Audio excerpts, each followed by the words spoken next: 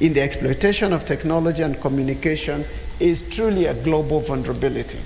It is imperative that the international community, ourselves, because there is no international, we start here, finds the resolve and determination to prioritize the fight against terrorism, including measures to regulate online spaces and access to high-risk technologies. Failure in this regard is, of course, being felt in the global south more, but I think it is useful. That is why a forum like this is important, so that people can invest in a common understanding of how this threat is mutating, but how we can invest, even in terms of research and technology, even begin to provide recommendation to industry in terms of innovation. It's going to be a steep learning curve, because our enemy is resilient, our enemy is innovative, our enemy is highly innovative, adaptive.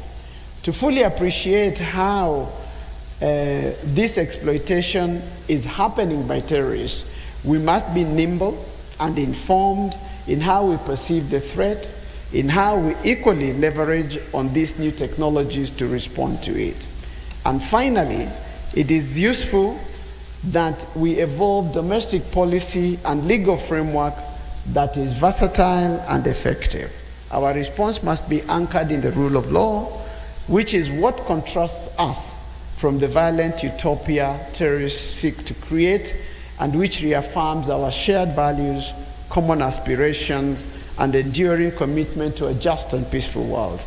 It is imperative that we create these policy and legal frameworks which mark a first victory in the fight against terrorism, exploitation of technology, and communication. And in this regard, I wish to underscore the value of working together of all actors in order that we can have a 360 degrees view of the theater in which we work.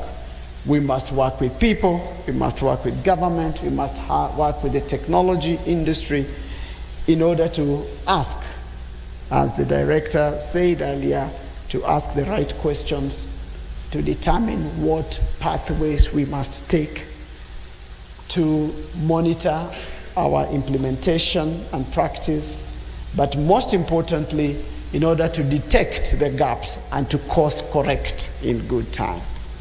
Ladies and gentlemen, in conclusion, I wish to recognize and celebrate the active and growing participation of countries from the region in the Nairobi Caucus. Much is said about Africa becoming the epicenter of terrorism. It is therefore gratifying to see many African heads of counterterrorism agencies from Botswana, DR Congo, Rwanda, Somalia, South Africa,